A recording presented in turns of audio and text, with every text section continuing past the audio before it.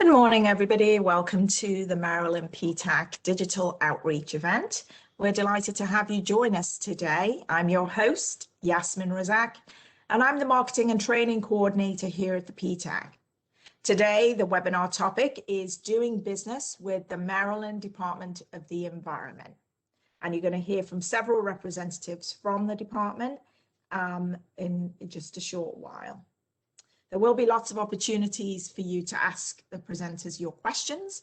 And the way you do that is by typing them out in the chat box on your screen. And we will try to get through as many questions as possible before the end of the webinar. If we don't get to your question, we will be sending out the slides and there'll be contact information on the slides so you can forward your question to the representatives as well. Just a disclaimer, this webinar is being recorded and will be broadcast on the PTAC website and the YouTube channel.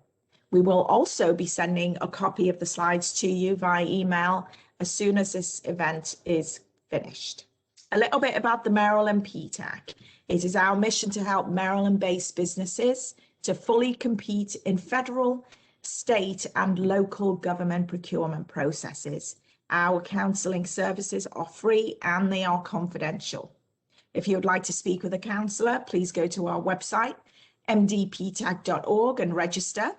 And if you've been counseled before but need further help, please email your counselor. We're always here to try and help small businesses in Maryland succeed in government contracting.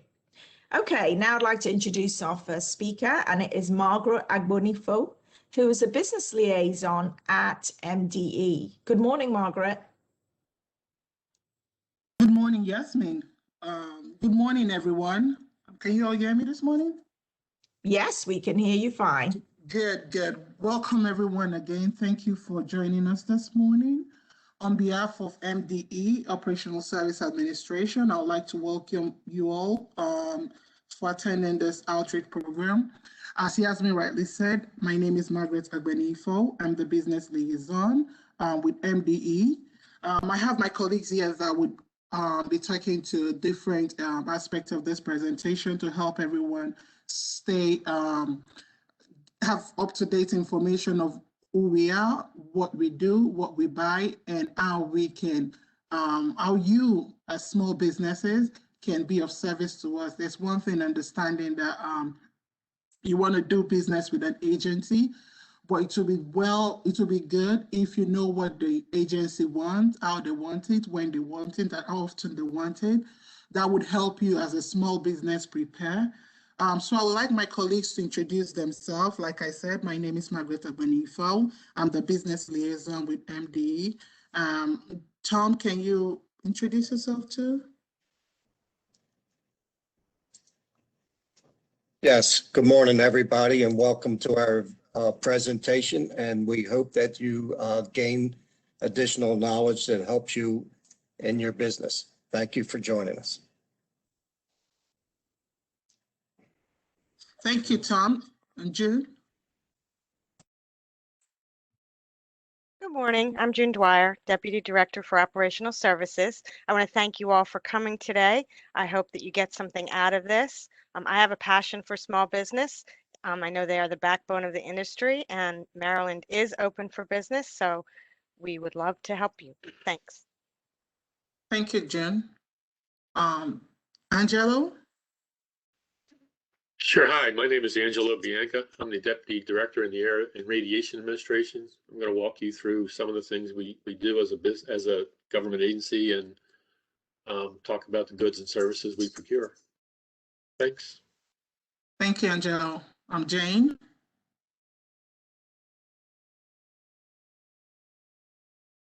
Jane, are you there? Still muted. Jane, you're muted. Can you unmute your mic? There we go. Good morning. Hi, I'm Jane Noble, a procurement officer here at MDE. I'm going to talk to you a little later about procurement opportunities and how to maximize your business opportunities in the eMaryland Marketplace Advantage procurement platform. Thank you. Yasmin?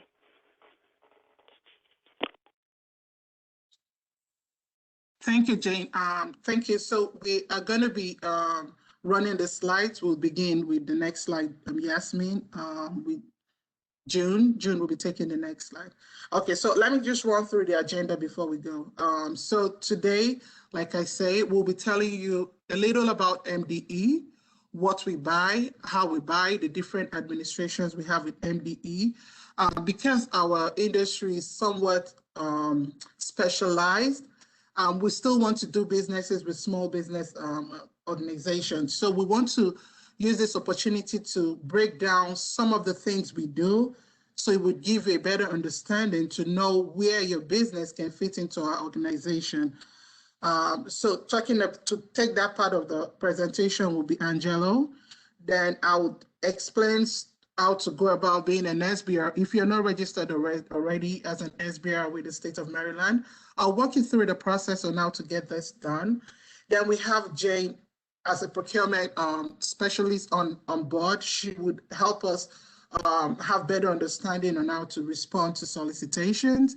And if you have any questions, working through Emma as a platform authorized by the state to put up our solicitations and respond to solicitations. She would help you with any questions you have and direct you to the right places you can go to get the answers. And then we'll share with you the current opportunities we have and walk you through the helpful resources that can be helpful to you during your process of trying to do business with us. And we'd have the question and answer session. They would answer as many questions as possible. Most of our responses are already online, readily available, so we'll be glad to send you to the right places where you can get all the information to navigate your way. The state of Maryland has made procurement so easy for everyone to be able to participate. So we'll be so happy to walk you through most of these processes as you ask your questions. At the end of today, we would want to have a survey to know how we've done, the areas we want to focus more on, questions you have that we think it's good enough to have like a standalone presentation for. So at the end of the event, we would appreciate you sending us your feedback. We'll send out the survey forms up to you. Please complete and send it back. If you have any questions, please feel free to send it through the chat box. And we also have the business liaison email address that you can send in your questions. We'll take it as we go on, and at the end of it, we'll talk about we'll have the question and answer session for everyone. So at this point, I would call on June to walk us through the agency, who we are, and the different administrations that make us. Thank you.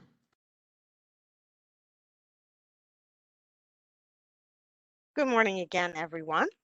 Thank you for being here today. We're going to talk a little bit about the Department of the Environment.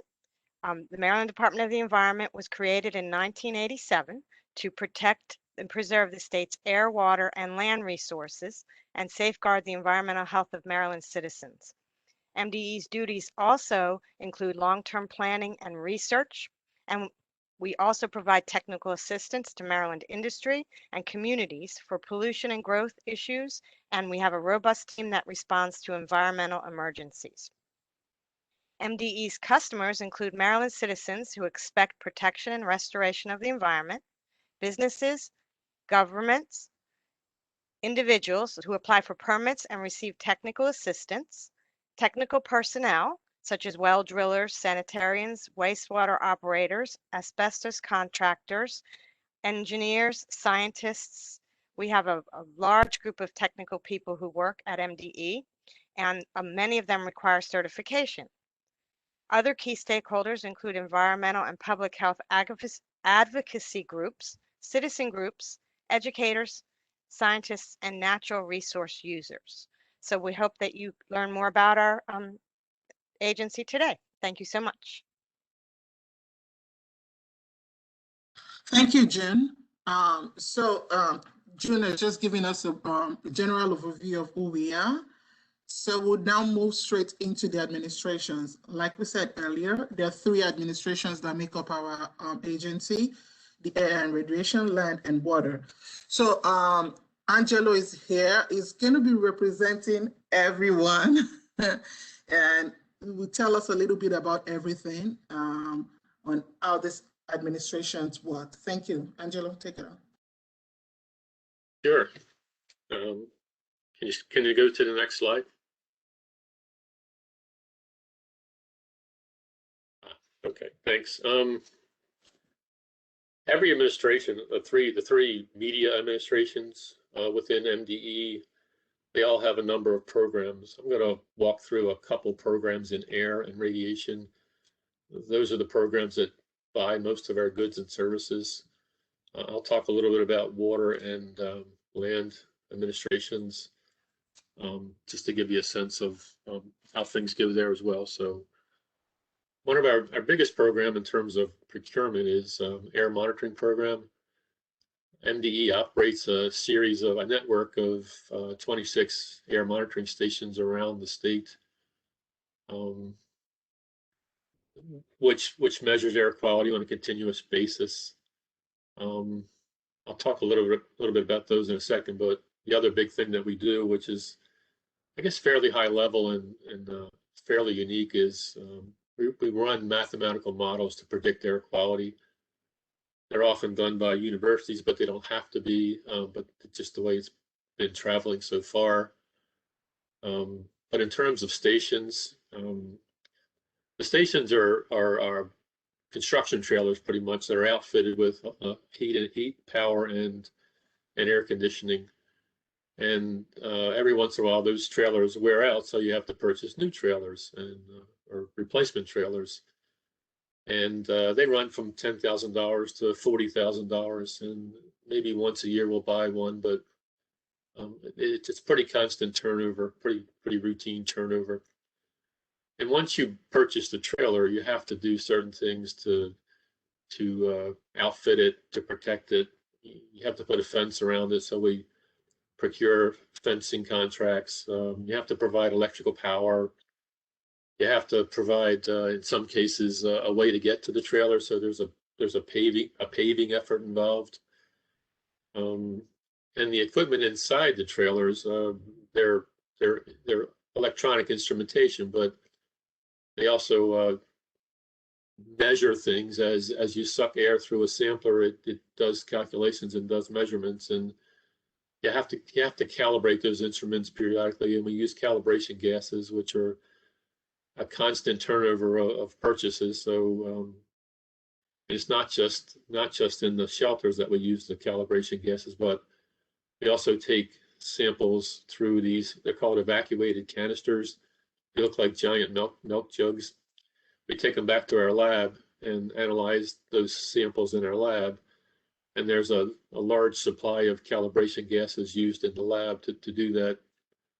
We also have to, just like shelters, the evacuated canisters wear out over time, so we're always purchasing them.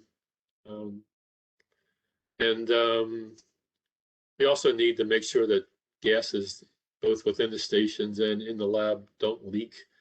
So we buy leak detectors, mostly helium leak detectors. So I know it's kind of specialized, but it does come up from time to time. And once you buy air monitoring equipment, you have to maintain it, and there's maintenance and service contracts we procure all the time. One thing just to note is that most of the equipment that we bought over time is highly specialized, and it has to meet EPA federal criteria.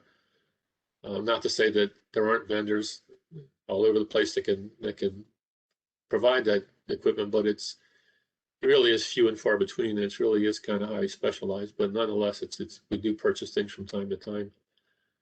And the other thing that's kind of small and what we purchased is gas regulators. All the gas cylinders have their gas regulated in terms of flow. So it's a pretty common item to procure a gas regulator. So next slide, please. The other big program, and again, it's kind of highly specialized, but at least in one facet of it, is the climate change program. There's an awful lot of work going on in climate change, and just like on the air pollution side, mathematical models are involved. The difference is in terms of instead of modeling air quality impacts, we model economic impacts from various pollution reduction scenarios across the state for methane reduction and carbon dioxide reduction. Again, it's highly specialized. It's usually done by universities, but not all the time. As we get more and more into climate change, and that's going to happen because of not because just of what Maryland wants to do, but the federal government is we know it's going to switch over to a high focus on climate change with the new administration. So expect to have more and more contracts out there for climate change modeling and just climate change work in general. So all I can say for the moment is stay tuned. And with climate change comes an education outreach program. Climate change is I guess maybe not well understood, at least the impacts of climate change, which are far reaching, and the impacts to just local communities. So we started something a while ago to have an outreach program to local communities. It was dependent upon money. The money ran out, but we want to pick it up again because climate change is going to be a higher focus these days. So community outreach with the assistance of contractors to set up meetings, to organize meetings, to procure venues, to produce documents, all those kind of things that go with outreach. That's something we're going to pick up in the near future. So again, stay tuned. Next slide, please. We also have a radiological health program, which is tucked into the AIR program. And as you would imagine, we have to measure radioactivity in certain situations. If there's an accident or a spill or anything involving a potential release of radiation, you have to measure it. So we buy meters. Don't buy them that often, but we do buy them, and they're not so specialized that not only one person can provide it. So if anybody can do that kind of provide that kind of service with that equipment, great. And again, like any piece of equipment, once you buy it, you have to calibrate it and make sure it's measuring properly over time. So we do send them out periodically for calibration. You have two different kind of meters. I wish I could tell you what the difference is. One measures one type of radiation, the other measures another type, but we have a number of them, so they have to get calibrated every year. So if you can do calibration services, might be something you might want to keep an eye out on. We also have something that's unique to the radiation world. It comes from the federal government. It's something called Seer, sealed source and device approvals. If anybody develops in the private sector develops a source of equipment that uses a radioactive source in it to do whatever it does, a state has to approve that before it can be used nationally and even internationally.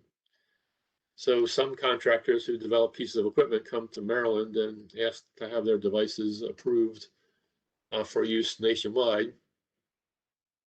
And we need the services of a mechanical engineer to look at the equipment and make sure that it's going to do what it says it's intended to do from a structural integrity standpoint, from an operational standpoint. A sealed source and device has a radioactive shield so that when the device is not being used, the radioactive material is in the shield and it's protected. And only when you need to use it is the shield open. Does the shield open up and you do what you do with the machine to measure what you have to measure. So we look for mechanical engineers to look at the mechanism for the trigger, the shielding device, the structural integrity of the device. Some of these are small handheld units that are easy to do. Some are large pieces of equipment that are multi-million dollars, but nonetheless, they have to have this sealed source and device review before they can be used nationwide. So if anybody is a mechanical engineering firm and wants to know more about this, we can certainly tell you more, but look on the bid board for things that we do in that regard as well. And each January it's National Radon Awareness Month, and we do a public outreach program.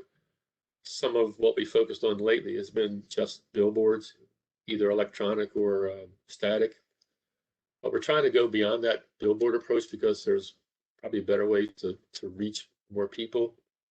I'm not exactly sure what those ways are yet. So when we develop some ideas that go beyond the billboard approach, we'll put out some word for whatever they are, and hopefully you could satisfy some of those requirements, whatever they happen to be. I know that's kind of vague for the moment, but it's all we have. But with that is graphic design assistance.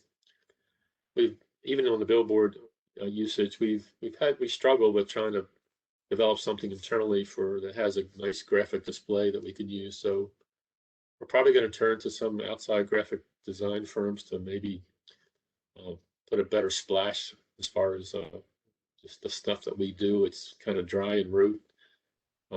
So if there's somebody who's a graphic artist and wants to keep an eye out on the bid board for graphic design services, you may see something in the future, at least in terms of the radiation program or radon program. So next slide. This is other needs that cut across multiple administrations.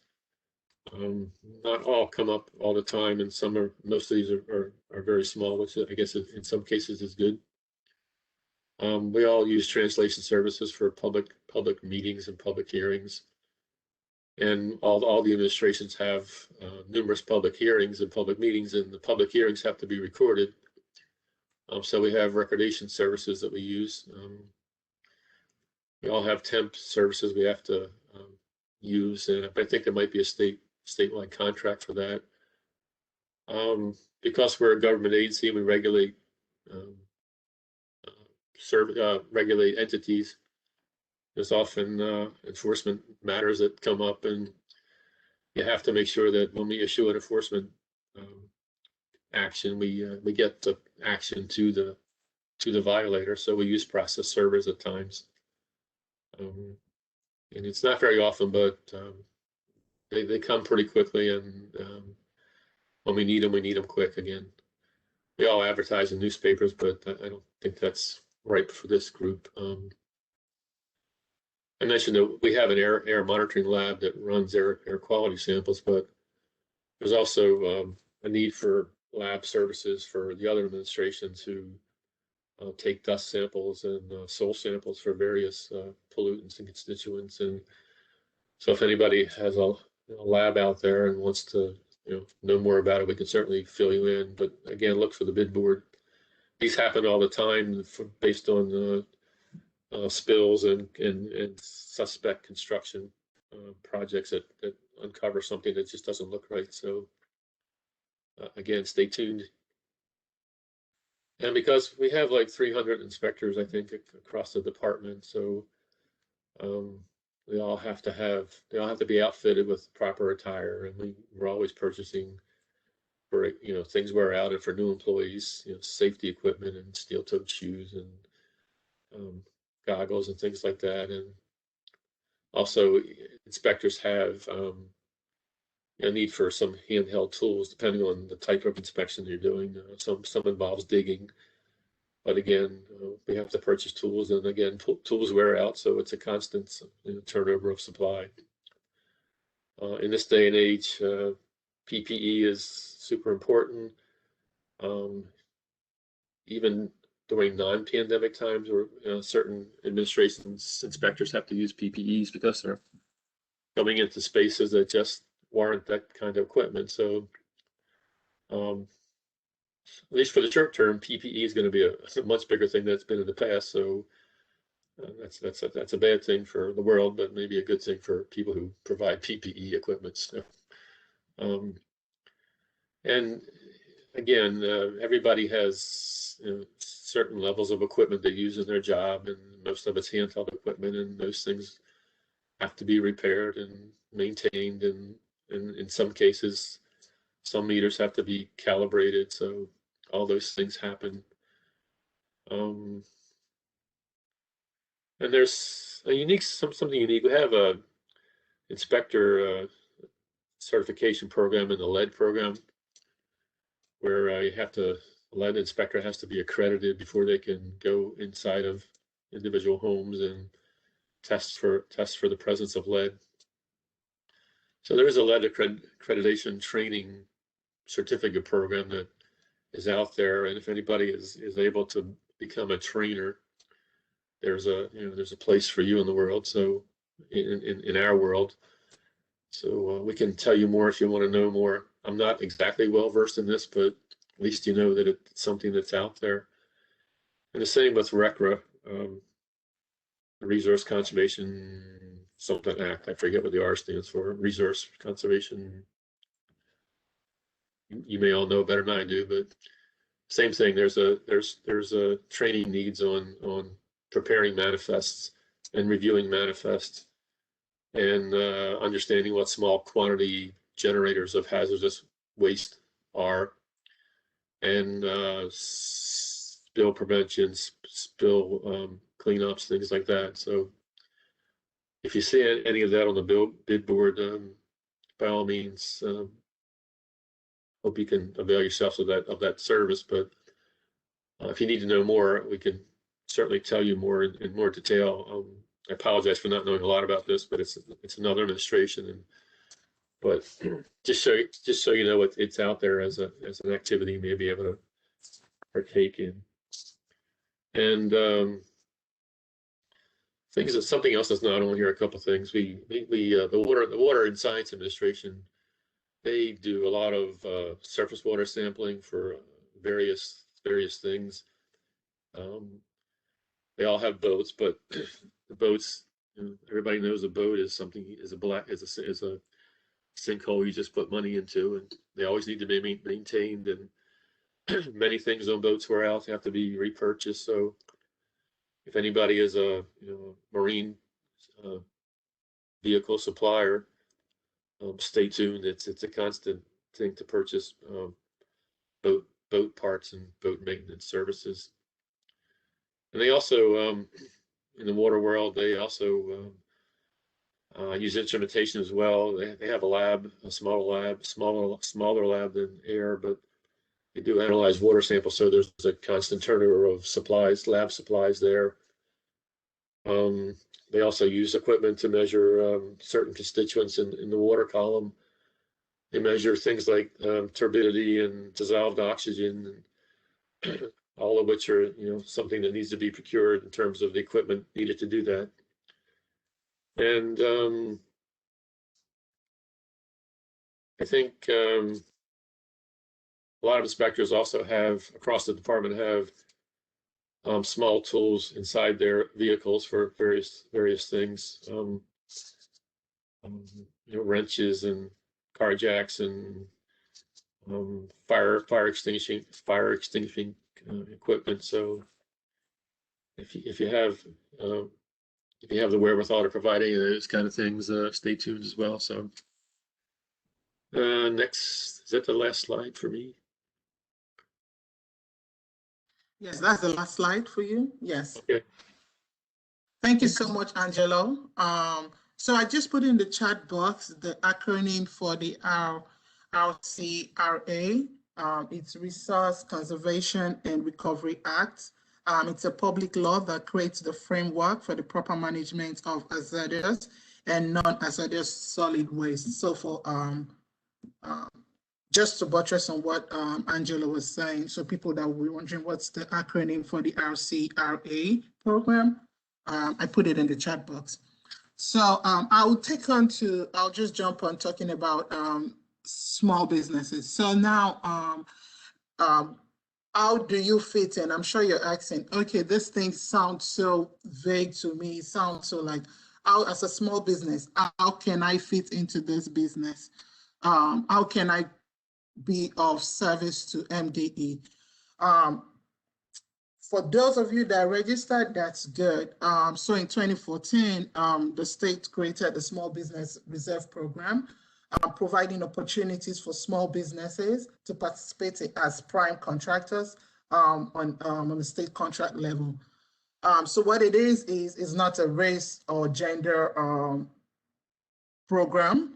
It's just a small business, and it has criteria for you to qualify as a small business. Please, can you take the next slide, please?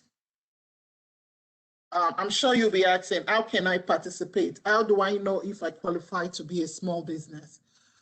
So it's very easy.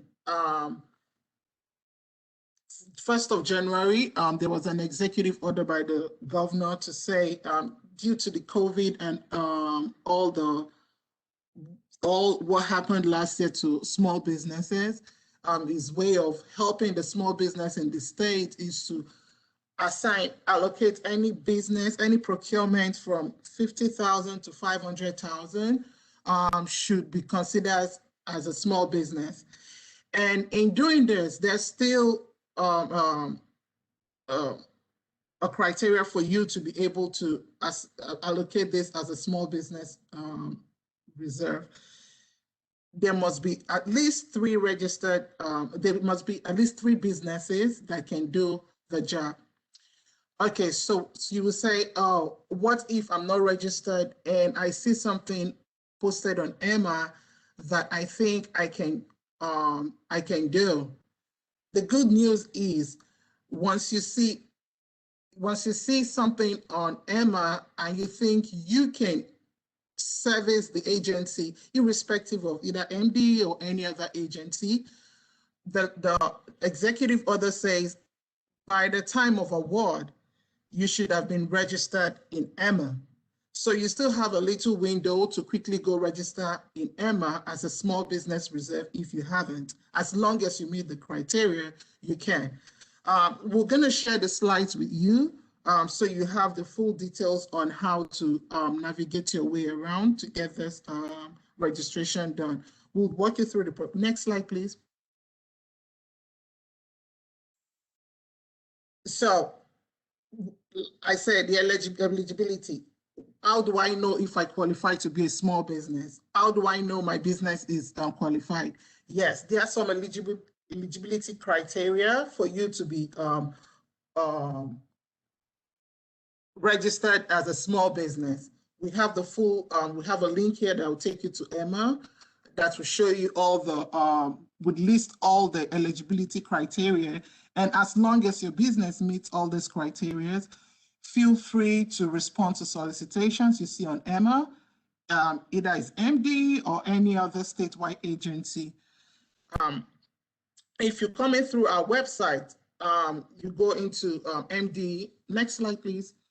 If you come through our Maryland Department of Environment website, this is what you will see. Once you come in there, doing business with us, you click on the doing business with us, doing business with MDE. It would automatically take you to a link. You say, click here to the business committee. That link takes you straight up to Emma. Emma is the platform where the state wants to put all solicitations. So that's going to be a single operating system where all solicitations, all contracts are being housed. It's a very good thing. So what does that mean? If you're registered as an SBR today to work with MDE, and you see something else from maybe probably natural resources or education, just because you're registered on this central platform, you have the opportunity of doing business with any agency across the state. So once you come into our page and you say, oh, I want to do business with MDE, and you come to our page, it leads you directly to Emma, which would be the central platform where you can have everything. Next slide, please. So as a small business reserve, okay, now I'm in Emma. It is taking me to Emma from MDE. So what do I do next? Now, if I'm not registered, it leads you now, you can go in, you register as a vendor. It's simple steps to register. One thing we've been encouraging small businesses, whilst you're registering, make sure you put your contact information. It is very important, because if we don't have good information about your business or your contact information, even if you create a profile in Emma, it would be so difficult for us to be able to reach you. If we see your profile, there's no contact information, or the phone numbers you have on there stop working, the email has been changed, and you did not update this information in the system, it will be limiting you the chances of we procurement office trying to reach people on EMA. So would advise when you're at this stage of trying to register as a small business reserve, to pay attention to your contact information, because that will be very helpful to us to reach out to you at the end of the day. Then how do you want to confirm if your registration went through? There's one thing registering, like I'm trying to emphasize to be intentional when you're registering in EMA. As much as you just want to have your name put out there, you also want your information to be out there correctly. You also want to have the right contact information, a functional number, functional email address. If you have a website, that is good. If you don't, just make sure your contact information are good enough so that once we go on there and we see, we run a query and your name pop up, we want to be able to reach out to you and ask you and see if you're available, if you can do what we need.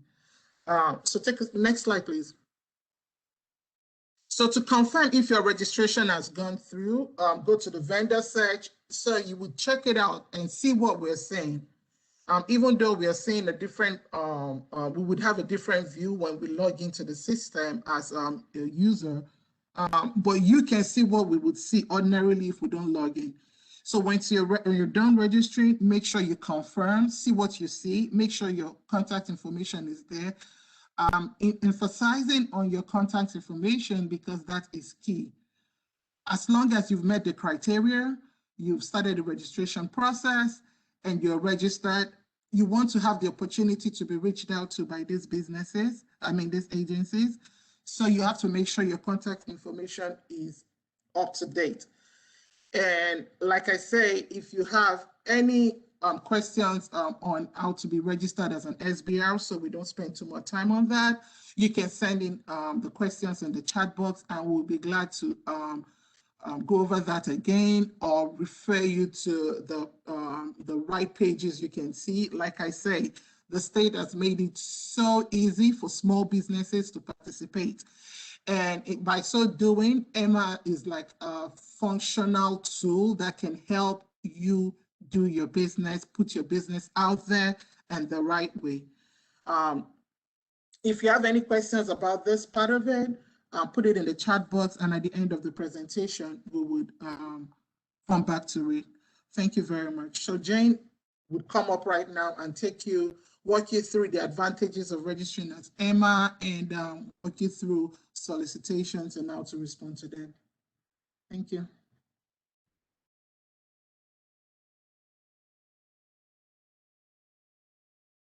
Jane?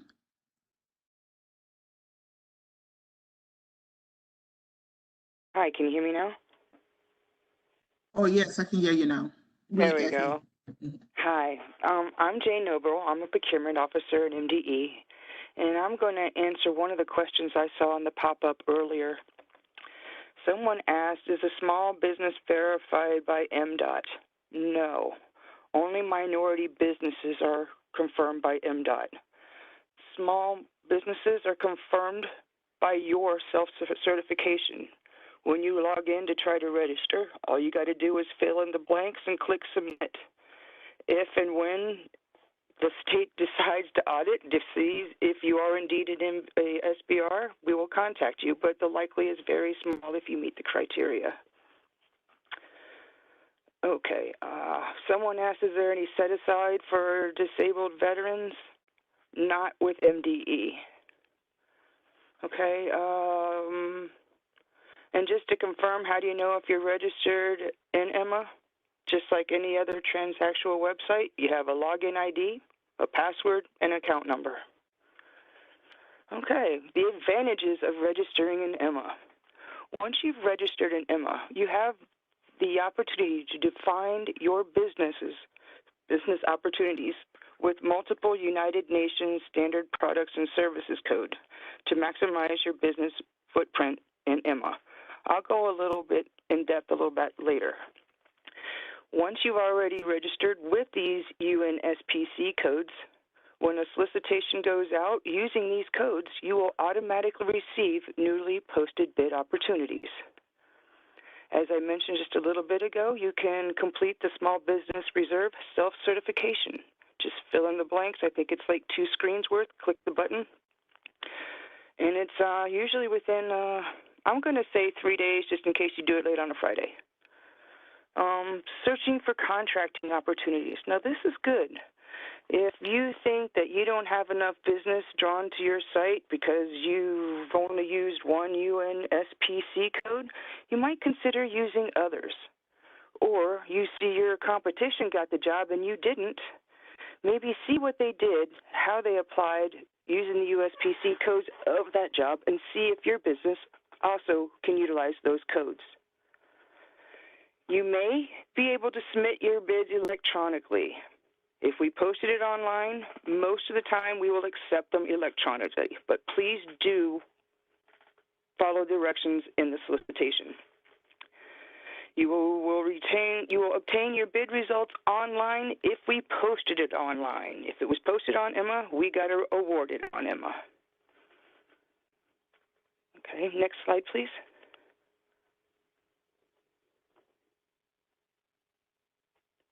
All right, this is the Unspc codes, and I've chosen the bottom slide, basic office supplies, and the top picture, environmental kind of stuff. So what I kind of want to point out is like the very bottom is labeling machines. Let's say that you are lab services and you put labels on some widget and it is requested as part of a solicitation. Maybe you want to go back and select labeling machines under office supplies if it applies to your business or services. Like kind of cross-check. What does your business do? Radiation protection services. What does that mean? We receive digital information. We have paper punching. All these little boxes you can check by defining clearly what it is your business does by identifying that code in the Unspc code, the United Nations Standard Products and Services Code. I urge you, this is the heart of driving potential opportunities to your business. And I encourage you to maximize it and increase your business footprint in Emma. Next slide, please.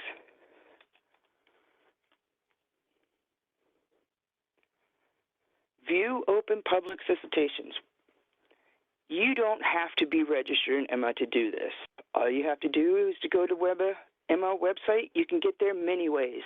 You can go through the minority business website. You can go to procurement.maryland.gov to get to this website. Emma is easy to get to. You can even enter emma.maryland. You'll find it.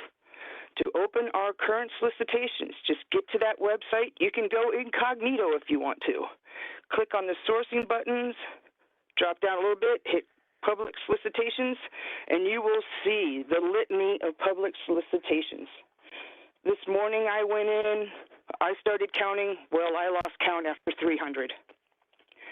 And on the next slide, you will see the 2 current ones that the Maryland Department of the Environment has active right now. The first one is kind of small, but it says, contractor selection for septic system, best available technology for nitrogen reduction equipment, installation, and maintenance. And the one beneath it is environmental consulting services. We are looking for project management and technical services to support MD and remedial response of controlled hazardous substances from petroleum sites and other hazardous locations identified by MDE. Next slide, please. Now, responding to public solicitations and contracts. MDE, by law, participates in a competitive procurement process. Emma, or the eMaryland Marketplace Advantage, is our online procurement platform to connect vendors to our contracting opportunities within state, county, and local government entities. Registered vendors are received bid notices, as I mentioned earlier, relative to your NAICS code. And as we mentioned earlier, we have many opportunities in scientific, IT, environmental equipment, and environmental consulting, just to name a few. We have vendor training online. If you go to procurement.maryland.gov, we have quick reference guides through its pictures and graphics and how to walk you through every step. We broke it down by step. How to register as an SBR, how to register, how to place a bid, how to read an addendum, how to participate with MDEs. We have a QRG for that. If we don't have a QRG, we might even have a YouTube video to assist you along. And there's also general Q&A questions and answers to help guide you along on the procurement.maryland.gov website. And again, if you have trouble with Emma, some sort of technical glitch, difficulty, or you need a human to assist you through this process, I encourage you to use the emma.helpdesk@maryland.gov. Next slide, please. Responding to a request or a bid proposal, IFB or RFP. This is basic common sense. Please read and understand the scope of the work. That is the heart of the contract. This is what we're asking you to do or offer. Attend the pre-bid or pre-proposal meeting. This might give you some extra time or questions and answers with everybody concerning the solicitation. You may even bring your MBE subcontractors also to the meeting so everybody's informed and on the same page. When responding, submit clear and concise responses. Make sure your bid proposal includes all the required documentation and fully addresses all the requirements in the solicitation. Make sure you send all those attachments. There's a litany of them at the end. Monitor your emails in case there's a need to provide additional information. We will send an additional email concerning each additional request, modification, or more information as the solicitation goes on. And if unsuccessful during an RFP, you can request a debriefing and we can show best practices for future solicitations for better practices. Next slide, please. And that wraps up my share of the presentation. Thank you, Margaret? thank you, Jane. Thank you, Jane. That was super enlightening on how to navigate the way on Emma and how to respond to solicitations.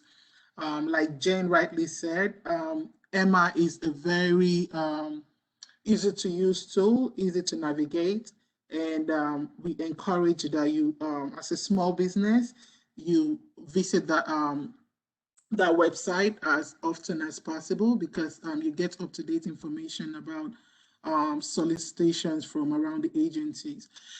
So they're now bringing us to the helpful resources you need to have as a small business willing to do business with the state of Maryland. The Governor's Office for Small Business and Minority Affairs is a very, very helpful website you want to always go to, because it tells you about small businesses, SBRs, VSBs. You have up-to-date information that are on there. And that page will lead you to many more helpful resources that you need. It will take you to the Procurement Forecast page where you can see what each agency has drawn up to do for the next year, and we'll get to that and I'll give you more details about the Procurement Forecast. And the next helpful resource you want to always go to is Emma. We cannot emphasize that enough on how useful or how helpful it would be if you know how to navigate your way around Emma as a small business. We cannot overemphasize the usefulness of that particular platform. The next slide, please. So talking about procurement forecast. So each year, each agency tries to give a forecast about what they think they would be needing for the next year. when we say it's a forecast, it means, oh, these are the things we are like, these are procurement that we think we may need, or these are reoccurring procurement or something, a contract that's already is still on that we know for the new year, it will definitely be out there.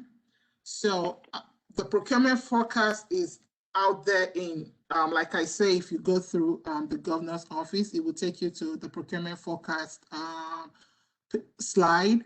There you would see all the procurement forecast for all the agencies statewide. Like I say, it is a forecast, which means it's not guaranteed. So if you see something that may interest you on there, it's not guaranteed that that contract will be out at the end of the day. It just shows that these are the things we might likely need.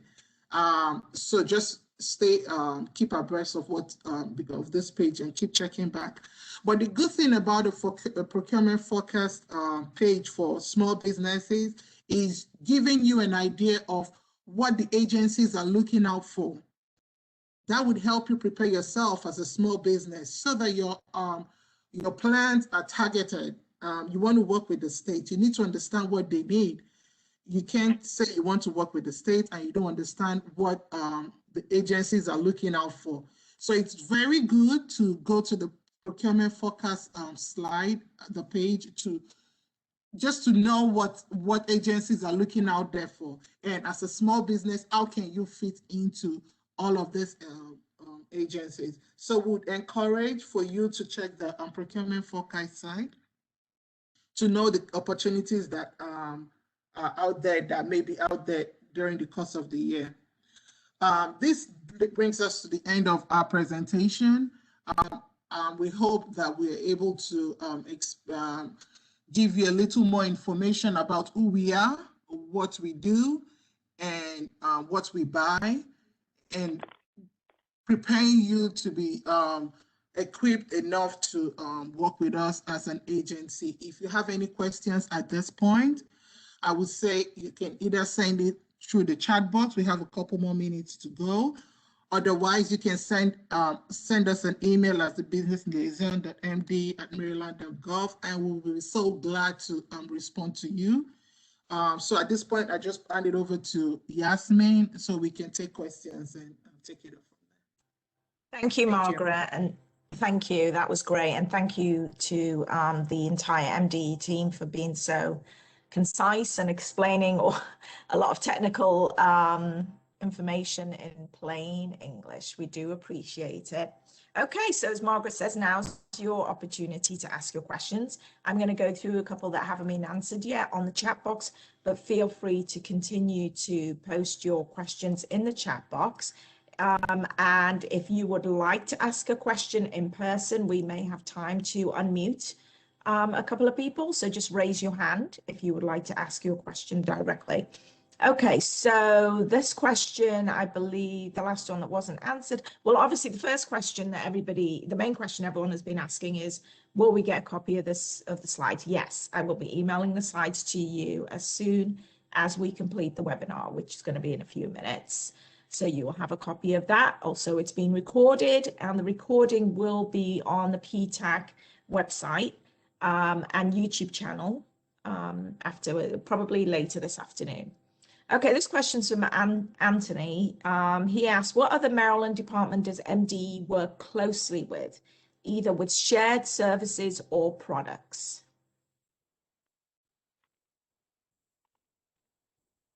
Anyone? Yasmin, I actually did answer that in the chat box. I'm not sure if people are seeing my answers or not.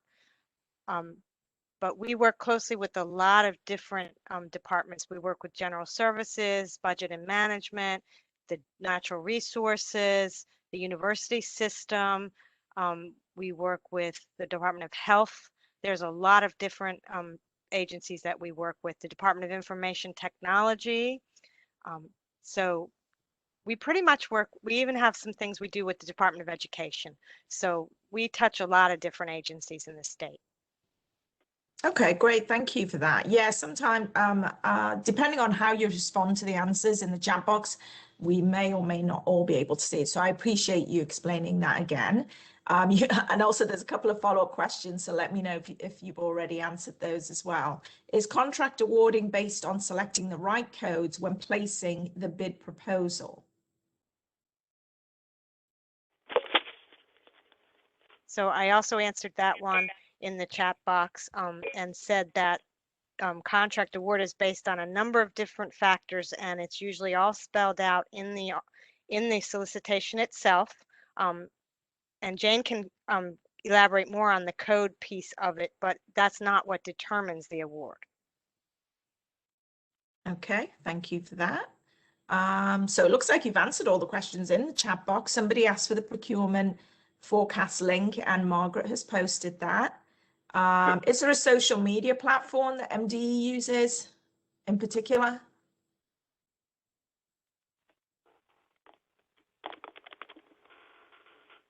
So I'm sorry, I just keep jumping in here, but we use, we have a LinkedIn presence. We have a Maryland Department of the Environment on Twitter.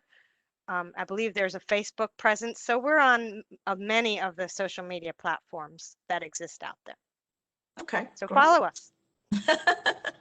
Definitely. And Pal is asking about IT service solutions. Do you have any information on what you'll be procuring in the 2021 forecast as it relates to IT services? So I can jump into talking about the procurement forecast.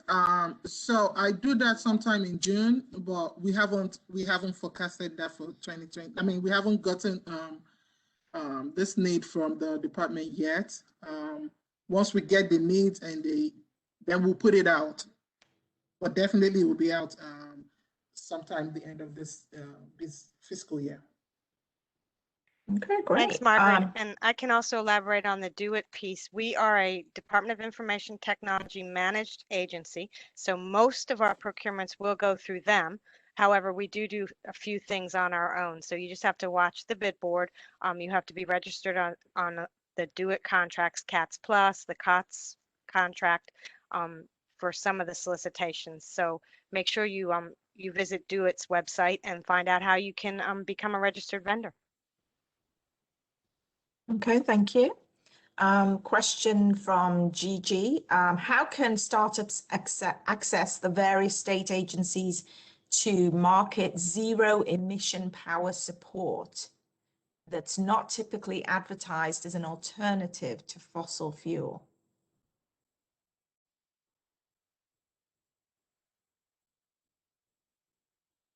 Angela, that's a good question, but I think the answer is that Department of General Services procures all energy for the state. You may want to have a conversation with DGS in regard to your question. I know just in terms of climate change and a better environment, it's nice to do what I gather you're seeking. How to do it is really something that DGS needs to give you an answer on. Wish I could give you more, but it's a single entity kind of thing. Okay, thank you. Troy asked, could somebody please post the Do It website in the chat box? Is there a link, a direct link? I'll get that. Thank you. All right, well, while we're waiting for that link, it looks like we don't really have any more questions, and let's see, nobody raised their hand to ask a question, so I think we can start wrapping this up. So yeah, I'd just like to say thank you to everybody. Thank you to the MDE team and to Margaret for putting this together. It was really helpful, made my job very easy today by steering that. So I appreciate that. Thank you to all the small businesses that have attended today. We couldn't do our jobs without you. We are here, both the PTAC and the MDE, to support you, make sure that you can be successful with the contract. So we encourage you to review the replay of this webinar, to review the slides, to do your research and your homework and you know, to make use of all the links and the directions that are in the PowerPoint to really help you be prepared. And we wish you all the best. There will be, as you leave the webinar, there will be a brief 3-question survey pop up on your screen. We appreciate it if you could complete that. Literally, it will take you less than a couple of seconds, just so we can continue to assess how we're doing and how we can improve and offer further procurement help. So thanks, everybody. Thanks, MDE team. Thank you. Stay safe, and we hope to see you in the near future at another PTAC webinar. Thanks. Bye-bye.